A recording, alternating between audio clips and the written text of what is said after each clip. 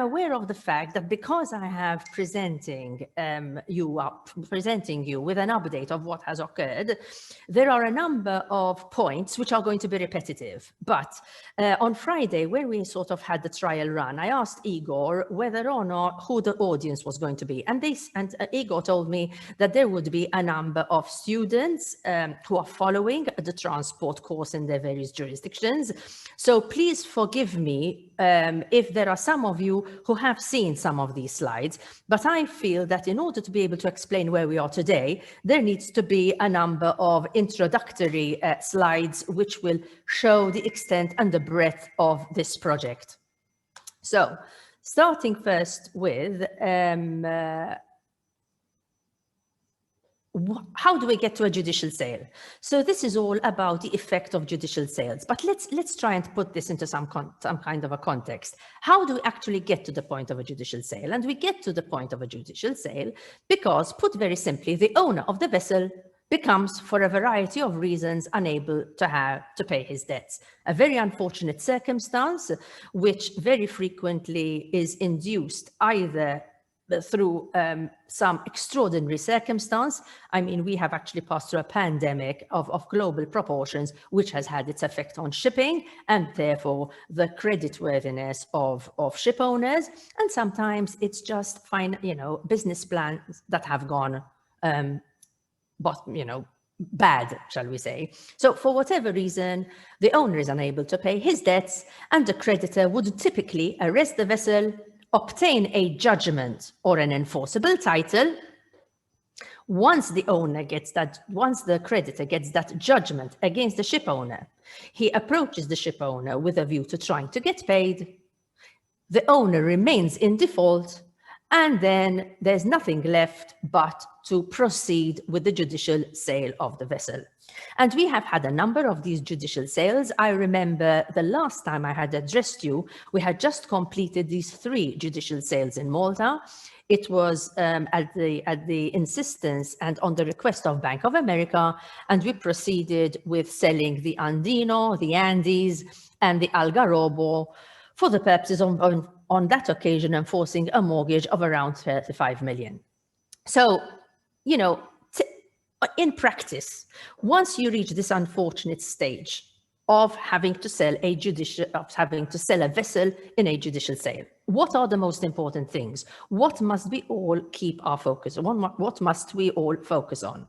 So the focus must be that the judicial sale takes place in a well-organized, fair and transparent manner, that it takes place as smoothly as possible in the interests of all, including the owner of the vessel, but especially the crew remaining on board. And we heard this morning how important it is for crew to remain obviously protected throughout the process, that the vessel fetches the best possible price for the benefit of the creditors as well as the original owner, that the buyer, the innocent purchaser who has paid good money, can deregister her and re-register her in the jurisdiction of their choice, that the vessel's previous debts get transferred onto the proceeds of the sale, that the mortgages, hypothecs, privileges are deleted to enable the new registration of mortgages, privileges, and hypothecs, that the vessel is free in the hands of the buyer, who can go anywhere in the world without any concern for rearrest. Now, dear ladies and gentlemen, and students following this presentation, this is only possible if the vessel is going to be sold at that judicial sale, free and unencumbered. And in fact, this is exactly what distinguishes it from a normal private sale.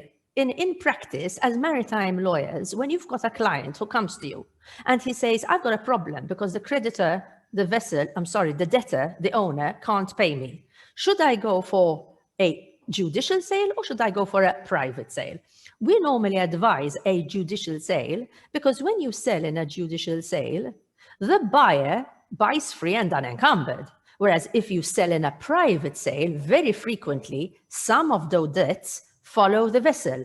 And as a result, if the debts are going to follow the vessel, who in his right senses is going to purchase a ship and pay good money if he's going to buy a vessel which is not free and unencumbered? So, of course, the questions which do arise in practice are, when a vessel is sold free and unencumbered in a judicial sale, is that effect guaranteed in other jurisdictions? Can this title be challenged? What happens to the new owners if it is challenged? What happens to the rights of the new financiers when this occurs? And of course, the answer to that question is, in most jurisdictions, a ship which is sold in a judicial sale free and unencumbered elsewhere will be recognized. But in some, it is not recognized. And if it is challenged, what happens to the new owner, the new buyer, if somebody from the old owner arrests his vessel? What happens to the rights of the new mortgagees if the old mortgagees turn up? What do flag registries do when this title is challenged? What happens if a jurisdiction fails to recognize the free and unencumbered title? Does this mean that the new mortgagee is going to be competing with the old mortgagee? What happens if old creditors decide to arrest the vessel following a judicial sale? What happens if such a title is challenged, but in the meantime, the competition of creditors would have taken place in the state of judicial sale, and some of the creditors, like the crew, would have gotten paid out of the proceeds? What happens then? I'll just stop there for a minute to underline the importance of this. You have a judicial sale, properly organized, vessel transfers to the purchaser, price is paid into court, the crew would have gotten paid, and then suddenly somebody turns up and rearrests that vessel for an old debt. What happens to the crew who would have gotten paid? Are they going to have to pay in their money back into court? How does that affect the new charterers of such a vessel? How does that affect the cargo owners being carried on ships in the hands of the new owners? How are financiers expected to finance such ships? So if I am an innocent purchaser interested in buying a ship in a judicial sale and I obtain finance to get it, and I buy a ship free and unencumbered, and my new mortgagee registers a mortgage, what's his position if an old mortgagee turns up? Is the sale price in judicial sales affected by this uncertainty? Yes. Does this lead to certainty in international trade? It actually leads to great uncertainty in such a sensitive area of activity, which is responsible for the movement of over 90% of world trade. So that's the background, and that is what we're talking about in a very practical, feet on the ground, from a very feet on the ground perspective. So enter the Comité Maritime International, and it was Professor Henry Lee from the China Maritime Law Association who really raised the alarm. And to cut a very long story short, an international group was formed in 2014, and the group had literally numerous meetings and produced the draft International Convention on Foreign Judicial Sales and their recognition. Now this, ladies and gentlemen, this draft, which was prepared by the CMI, is referred to the Beijing draft because it was agreed to in Beijing in 2012, and it was amended in Dublin in 2013 and finalized in Hamburg in 2014. And of course, like every draft convention, which is drafted by bodies like the CMI, and of course the CMI has a very, very good track record of drafting the vast majority of the international maritime conventions we have today, we needed to find an international legislative body that would give it a home. And of course, the CMI, first and foremost, approached the IMO. However, the IMO, most surprisingly, at the time, concluded that there existed no compelling need to go in that direction. And Igor last Friday referred to this, so I thought I would mention it again, Igor, to remind people of the history. But then approaches were also made to UNCITRAL, and that's the United Nations Commission on International Trade Law. And the Secretariat at UNCITRAL had a look at it and said, okay, if you think that this is so important, then may we suggest to the CMI that you hold an international colloquium, make sure you gather all the industry, and by all the industry, we mean the entire cross-section of the industry. And depending on what the outcome of all these wise owls is, gathering of wise people, we'll move on that basis. And the CMI did, in fact, organize a colloquium in Malta on the 29th of February 2018 at the Chamber of Commerce. And if you would look at the picture you have on the left-hand side and go on to the third row, you will see my dear friend Gordon Stankovic, who came to Malta and participated very actively in this colloquium, which is why I say that Croatia was always there and present, giving its support to this hugely exciting project. We had 180 delegates from over 52 countries representing absolutely the entire cross-section of the industry. Ship owners, banks, financier, pilots, shipyards, BIMCO, FONASBA, ITF, the works. And we had many international speakers who came from literally all over the world, stretching from Australia to Rio de Janeiro, from Hamburg to London, from Singapore to New York. And we had numerous delegates who dealt with this subject from a very, very diverse perspective. These are some of the pictures we had there showing the delegates. And there's Gordon again. And the lady there speaking is a judge from Rotterdam, who actually handles judicial sale of ships. And behind her is Tilman Steen of Deutsche Bank and Soren Larsen from BIMCO. So it was a very high-powered, high-geared colloquium. And those present, representing the entire cross-section of the maritime industry, concluded that with 90% of international trade carried by sea, this demanded certainty. The defaulting owners needed to maximize the price in the hope that if there was anything left over after paying the creditors, they would be able to take home something. Because, of course, you know, in the context of a judicial sale, we need to remember that there are so many interests. There are the interests of the creditors who are owed money, and those creditors could range from suppliers to mortgagees to crew, and the interests of the ship owner. I mean, it's, you know, no ship owner starts off his ventures by wanting to become bankrupt.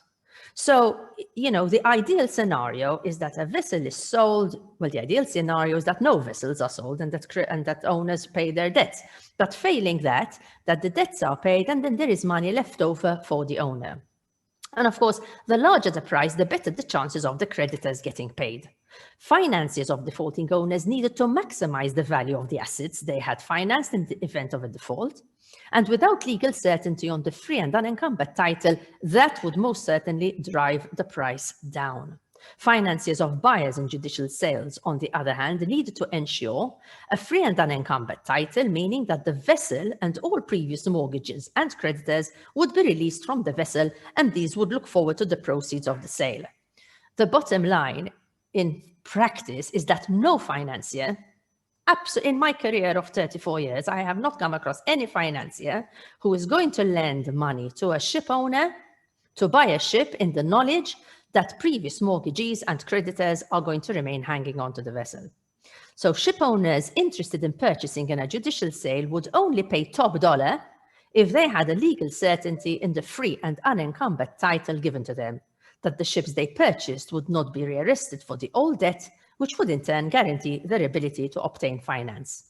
We need the conclusion, some of the conclusion was that the registrars of ships need certainty in effecting changes in ownership, deletions of registrations and deletions of existing mortgages, as well as registrations of vessels under new ownership and registrations of new mortgages.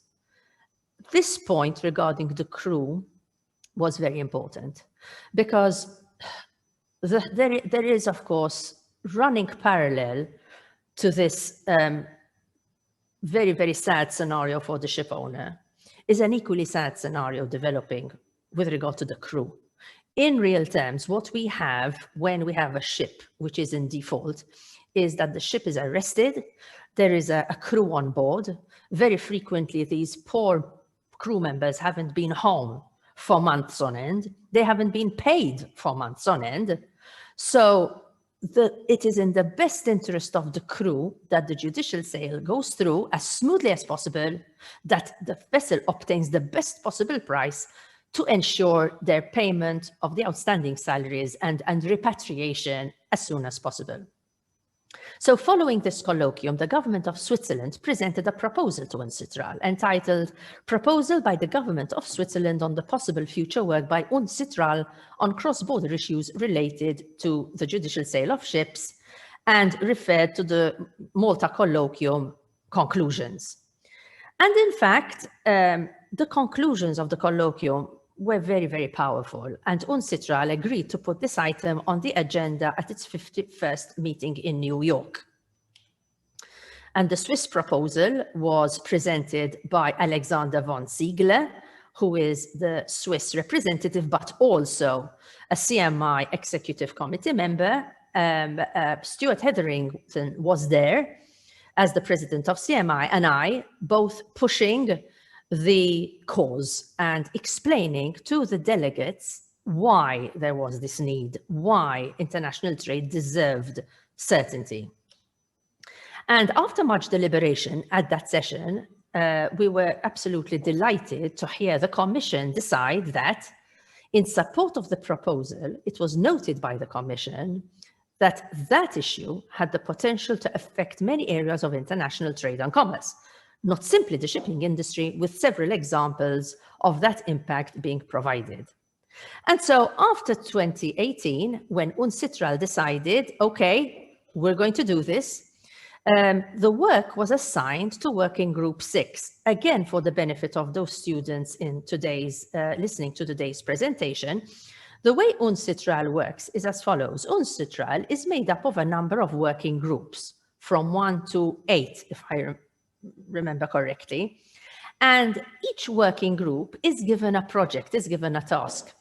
So this task of the Beijing draft on judicial sales was assigned to Working Group 6, and we met in New York for the first time the following year.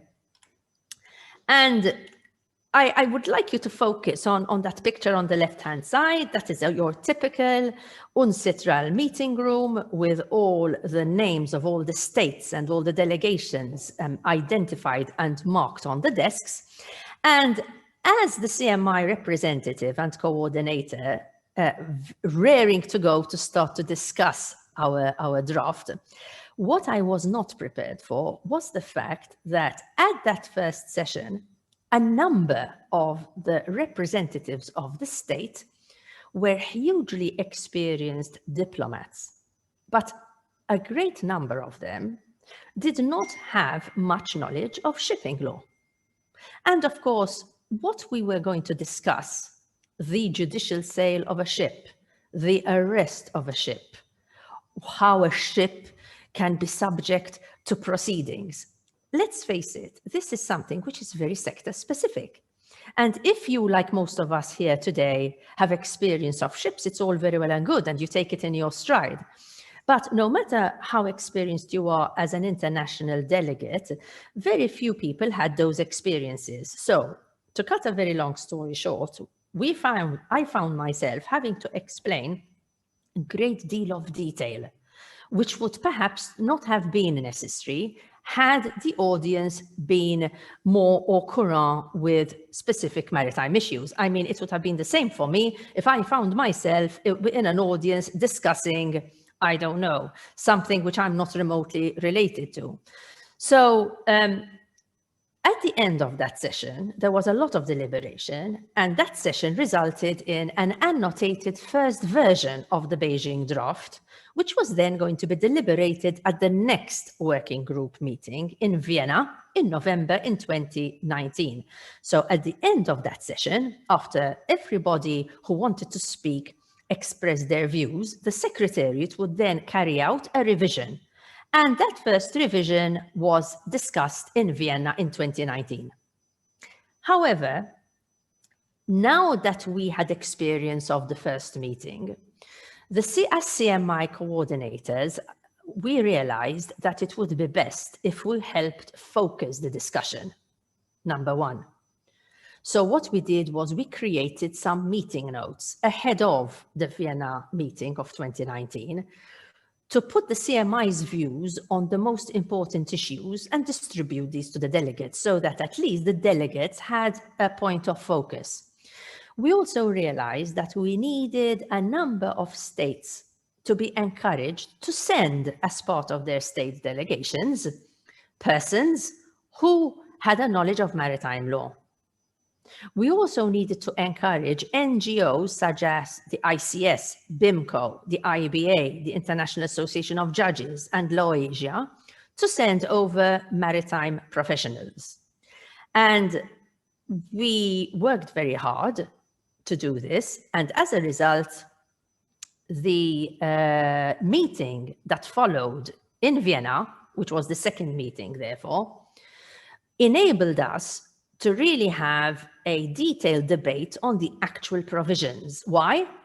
Because the state delegations were now not only represented by diplomats, hugely experienced diplomats, but they were also accompanied by persons from their own countries with a great deal of maritime experience.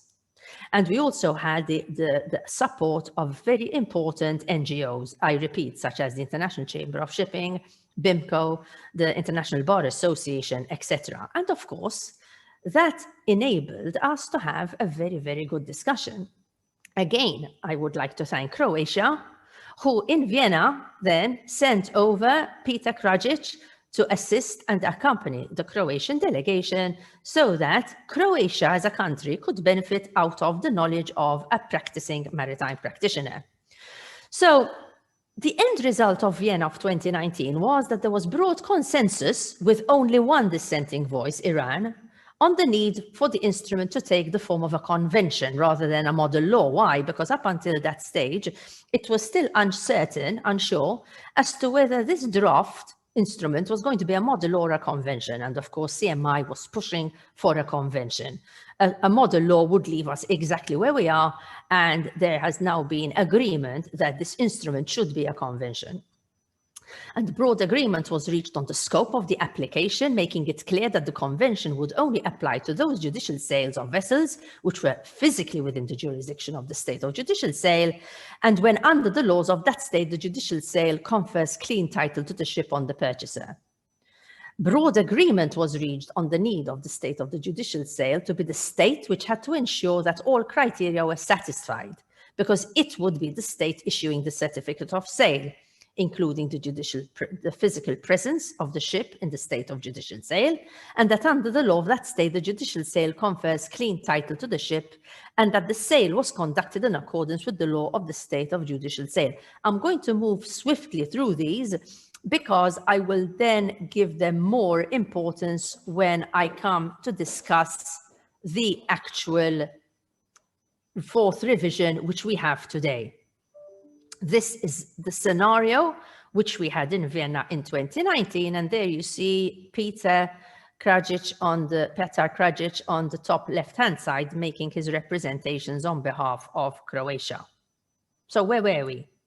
Please excuse the photograph. You can tell those are my own working documents, so they're all wrinkly with lots of notes. So you can tell they're documents I used. So the result of Vienna in 2019, after all those deliberations, was then a second annotated revision of the Beijing draft for discussion.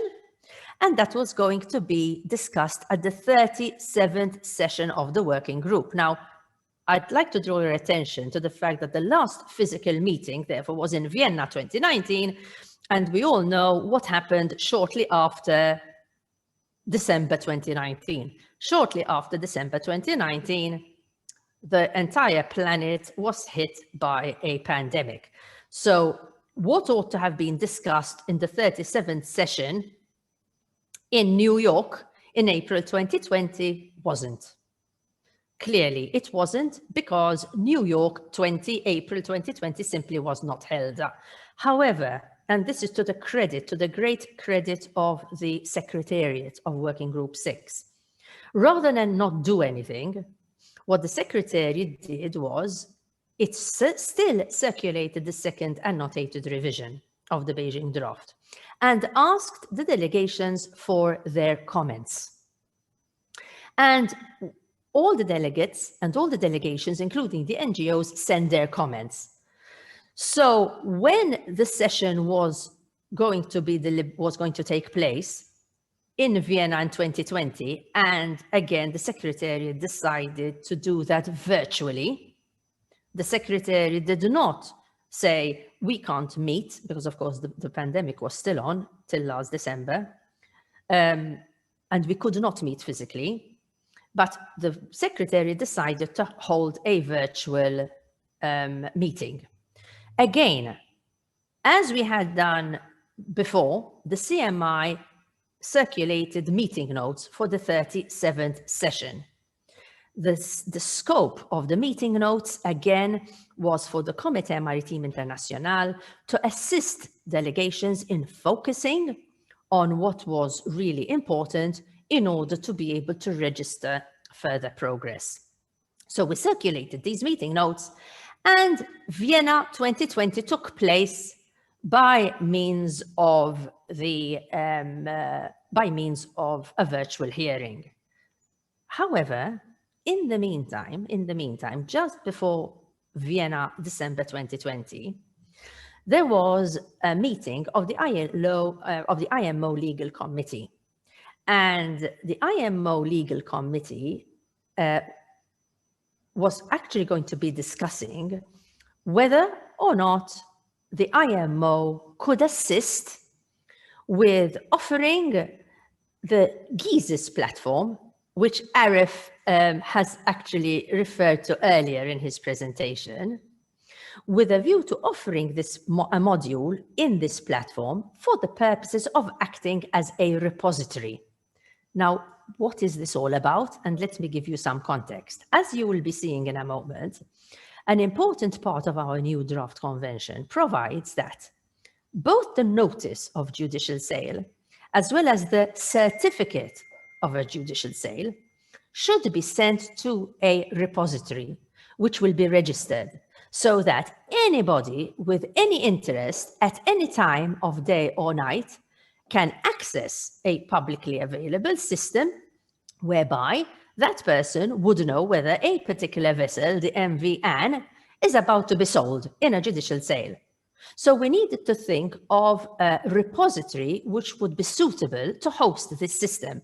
And the IMO Global Integrated Information System, GISIS platform, is the ideal platform. And in fact, the IMO Legal Committee discussed this and concluded that it would make perfect sense. Again, thank you to Croatia. This was an idea which was indeed supported by Croatia, and the legal committee decided this. The IMO Secretariat was to make the necessary arrangements to host the repository as an additional GISIS module. Some people call it GISIS, some people call it Jesus module, and report back to the IMO Legal Committee at its next session scheduled for July 2021. In fact, I can report that discussions between the IMO Secretariat and the UNCITRAL Secretariat progressed, are ongoing, and the work is in progress for there to be an additional module. So the 37th session was held, in fact, in Vienna between the 8th and the 14th of December and 14th of December 2020. And as I said, it was held virtually. Now, what I would need you to appreciate, ladies and gentlemen, is that when you are in a physical meeting of UNCITRAL, you have, as we saw the pictures, all the countries with all the delegations all in one room from across the planet. Because you are all in one room, there are no issues of time zones. You discuss, you have the opportunity of sharing views during the coffee break, during the lunch break, and so much discussion is held, important discussion is held in those times. Because these sessions were now being held virtually, we had the time zone difficulty. So notwithstanding the fact that, say, the sessions would be held between 11 o'clock in the morning and 2 o'clock in the afternoon, CET, that would mean that the entire Australasian continent, so you're talking about India, you're talking about Japan, Singapore, Australia, very important delegations, China with very important views, had to be up halfway through the night. It was also, we also had to set up, for instance, I had to set up WhatsApp groups in order to exchange messages and views, because we could not naturally meet up in the coffee breaks.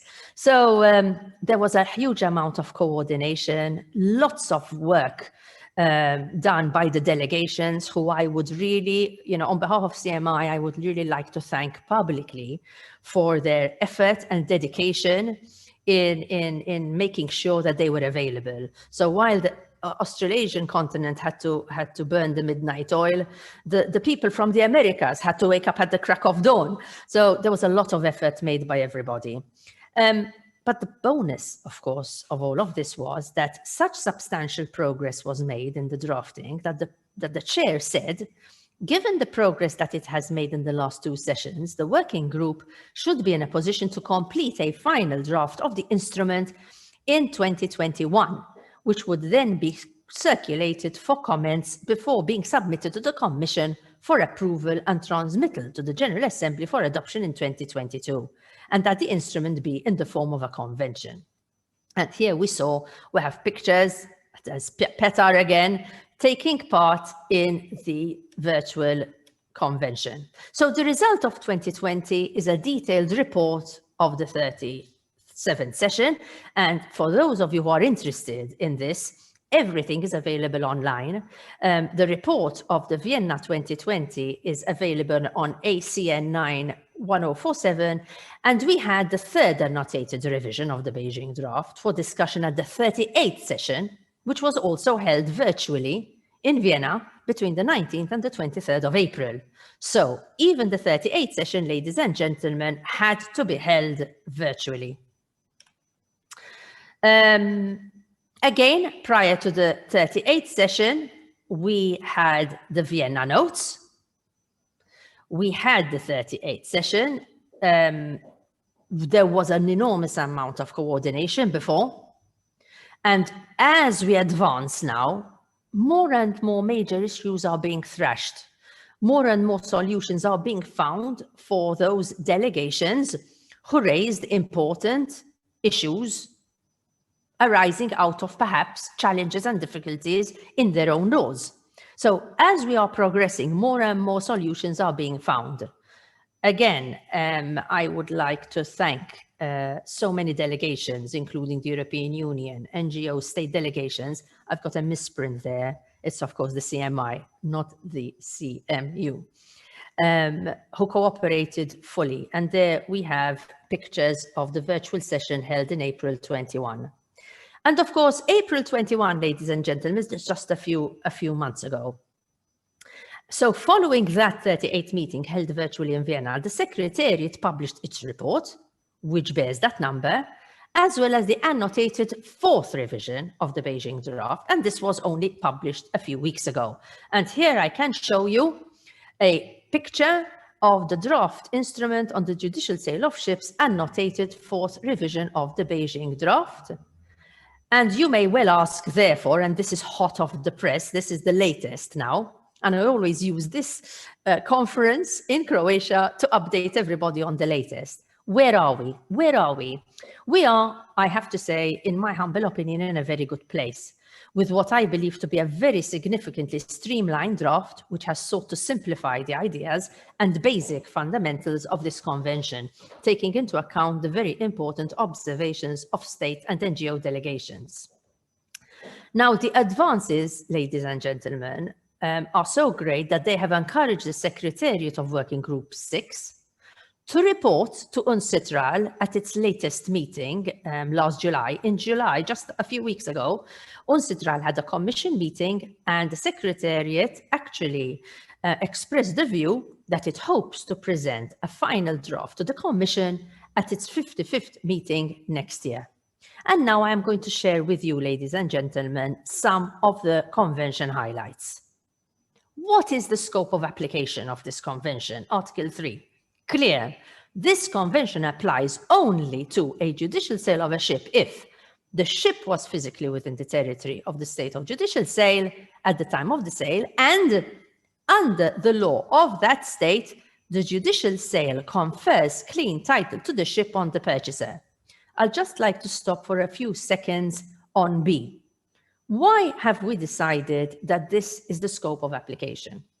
We have decided that this should be the scope of the application In other words, that under the law of that state, the judicial sale confers clean title to the ship onto the purchaser, because it is only when you buy a vessel in the knowledge that it is going to be clean and unencumbered that you have a right to expect that clean and unencumbered title to be recognized and to be given effect to. If I, as a purchaser, I'm going to buy a ship in a jurisdiction, and I am advised beforehand that under the law of that jurisdiction, the sale is not free and unencumbered, then I know what I'm buying. I know that I am buying at a risk. So that is not what this convention is geared for. This convention is geared for with ensuring that if I am buying free and unencumbered, that free and unencumbered title should be given effect to. Article 4, procedure and notice of judicial sale. The judicial sale shall be conducted in accordance with the law of the state of judicial sale, including as regards notification. Again, this was considered to be very, very important because of the fundamental principle that courts are going to be ruled and regulated by their own law of procedure. And it is not up to international convention to interfere with the procedure that is to be applied by states in the conduct of their own judicial sales. So clear, the judicial sale shall be conducted in accordance with the law of the state of judicial sale, including notification. So if the state has particular laws regarding the notification, then those rules need to be followed and need to be respected. The law of the state of judicial sale shall further determine the time of the sale for the purpose of this convention. Again, I would like to open a little bubble here. Why this line? This line was inserted with a view to satisfying a number of states which raised the question that the time of the judicial sale may vary from one state to the other. So which time is the convention going to choose? So in order to fully respect the laws of procedure of the states in which those judicial sales would have been held, it was correct, I believe, to decide that the time needs to be regulated by the law of the court in which the judicial sale is being held. And we go on. And now we come to the notice provisions. So here we have that the notice provisions of the state of judicial sale need to be respected. However, this convention also states, as a minimum, notwithstanding paragraph 1, if a certificate is to be issued in accordance with Article 5, prior to the judicial sale of a ship, a notice of the sale shall be given to, and there are a whole load of persons, shall be given to the mortgagee, shall be given to the owner, shall be given to the registrar where the vessel is being is actually registered, shall be given to those maritime lien holders who would have registered a claim, and shall be given to the repository. The notice of judicial sale shall be given to the repository. And this notice to the repository really mustn't be underestimated. In my opinion, it is a hugely important provision and a very big advantage in this convention, because once you have the obligation to notifying a repository to which absolutely everybody under the sun would have access to, you would have satisfied the obligation to ensure that proper notice is given. Article 5 provides for the certificate of judicial sale. Again, a very important part of this convention. Upon completion of the sale to the purchaser under the law of the state of judicial sale, the public authority designated by the state of judicial sale shall, in accordance with its regulations and procedures, issue a certificate of judicial sale to the purchaser, recording that the ship was sold in accordance with the law of the state of judicial sale and the notice requirements in Article 4.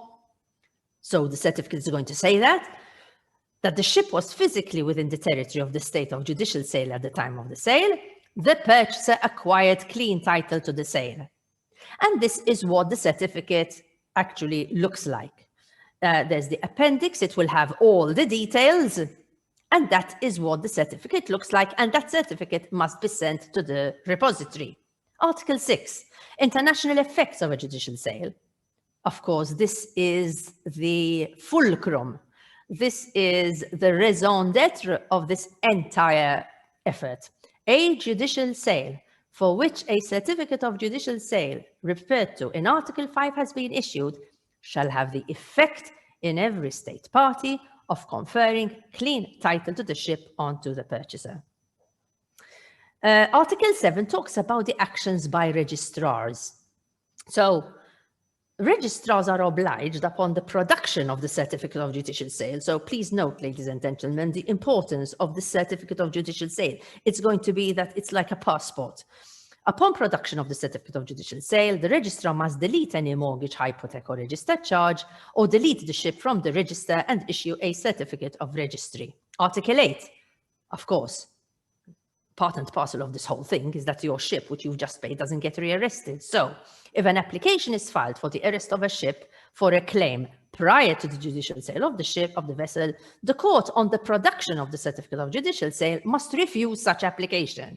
Now, if a vessel is arrested for a claim pre-existing the sale of the vessel must be released again on the presentation of the certificate of judicial sale.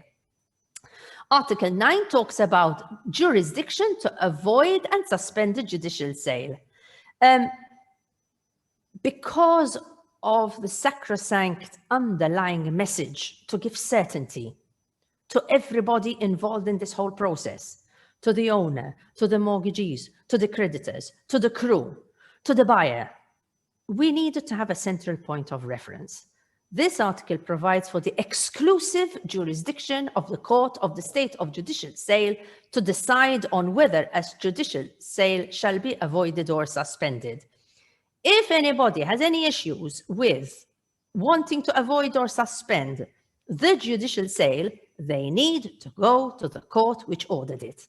That court has the exclusive jurisdiction of the in order to decide those matters. There is only one exception. And the exception is found in Article 10. And that exception relates to the circumstance of public policy. So, in Article 10, we have, if a judicial sale of a ship shall not have the, sorry, I will start that again. A judicial sale of a ship shall not have the effect provided in Article 6, i.e., to be given effect in a state party other than the state of judicial sale, if a court in the other state party determines that the effect would be manifestly contrary to the public policy of that other state party.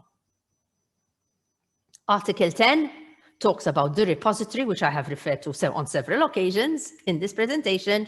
This repository will receive the notices under Article 4 and the certificates issued under Article 5 with a provision that upon receipt of a notice or certificate under the Convention, the repository shall promptly make it available to the public. And I have already, during the course of this past half hour, spoken about the advantages of having a repository, the advantage of having this available data on current judicial sales online, the advantages of having the IMO linked repository. Why? Because the IMO would also have details of all the vessels with their IMO number, etc. And of course, this fundamentally satisfies a number of persons concerned about not knowing of the sale of the ship. Now, I will conclude, ladies and gentlemen, by telling you that in previous discussions and in previous lectures I have given even to this forum in Croatia, I have spoken about various cases which showed the need to have this convention. I've eliminated those from this convention because we've moved on. But I need to conclude by talking to you about a particular case which really brings home the relevance and importance of what we are doing, because this is a case that's ongoing. And a number of you have already heard me talking about the case of the Bright Star. And this was the case of a vessel called the Trading Fabrizia, which was arrested by a mortgagee and sold in a judicial sale free and unencumbered in January of 2018. Free and unencumbered. The vessel was purchased by Greek owners for 10.3 million, which were deposited in court. And 6 months later, she loaded a cargo of milled wheat from Kafkas for discharge in Venezuela, and as she proceeded through the Mediterranean, she just stopped off in Malta for bunkers. And immediately she was arrested by the previous mortgagee of the trading Fabrizia. And however, it turned out that when the vessel had been sold in Jamaica, free and unencumbered, the Jamaican court had actually reserved 3 million for this old mortgagee, but the old mortgagee decided not to pursue it. Now, this could not be done. Under Maltese law, you cannot sell or rearrest a vessel for old debts, which would have been sold in a court free and unencumbered, because Section 37D of the Merchant Shipping Act states where a ship has been sold pursuant to an order or with the approval of a competent court within whose jurisdiction the vessel was at the time of the sale, the interest of the mortgagees as well as of other creditors in the ship shall pass on to the proceeds of the sale of the ship. Nothing extraordinary there, but these, what I call totally unscrupulous people, still arrested the vessel here. And we still had to go through what was an incredible, harrowing ordeal. It was a huge blow to the owners, who had just spent 10.3 million. The vessel was under time charter. The vessel the owners had taken a mortgage to buy the ship for 10.3 million. So suddenly the new mortgagees were faced with the old mortgagees wanting to rearrest the vessel, and the club's P&I club had to get involved. We filed emergency applications to get the vessel rearrested, but the court said, not so fast. You need to file a full-blown action claiming damages. So, of course, what we did was we simply deposited the 800,000 being claimed in court so that the ship could go on its way, and we had to commence an action. And if you ask me, this is the perfect example of utmost bad faith on behalf of this unscrupulous mortgagee who knew that the arrest was illegal, who knew that he needed to pursue his claim from the proceeds in Jamaica, who knew that the Jamaican court had actually reserved 3 million, and who, for all the reasons, he knew why they simply did not do that. So we had to commence an action on the merits, and of course, to add insult to injury, the person who arrested the vessel refused to even accept the commencement of proceedings in Malta. I'm fast forwarding through all of this because I know that time is running out. As I said, suddenly we had to put up 800,000 euros. There was a huge disruption. There was an incredible expense in fighting these extensive and exhausting procedures. We had to go through lengths of obtaining expert evidence, and all of this just provided chaos, confusion, and instability. We had 73 separate proceedings, which this innocent buyer, who had paid 10.3 million for a ship, had to go through. Thankfully, this case was concluded earlier this year on the 27th of May, and the court delivered its judgment.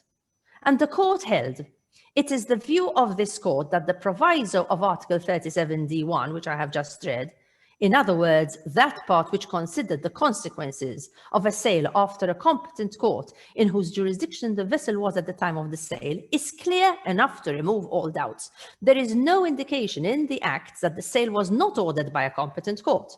The Jamaican court applied all the appropriate procedures in accordance with the law of Jamaica, and whilst it recognized the assistance of the mortgage in favor of the defendant, reserved a sum of money from the proceeds so that JEBMET's credit could be satisfied once JEBMET proved its credit secured by the mortgage as requested by the law of Jamaica. This does not mean that the creditor loses his privileged rights. However, his privileged rights are transferred from the vessel to the proceeds of the sale. This means that whatever constitutes the proceeds of the sale, rules relating to the ranking of creditors then need to come into play. The court considers that if this principle is going to come across a brick wall in its application, it will create a substantial problem for international maritime trade because it can stop the transfer of vessels by the order or approval of a court if the title transferred is going to be considered doubtful. and this notwithstanding the fact that, as occurred in Jamaica, the vessel was sold free of all mortgages, liens, and encumbrances. The court declared the arrest illegal. JebMed has appealed. But the reason why I really wanted to share this with you, giving you an up-to-date resume of what has occurred, is to underline the fact, ladies and gentlemen, that this convention, which we are all pushing, is not some convention which is seeking to regulate some airy-fairy notion.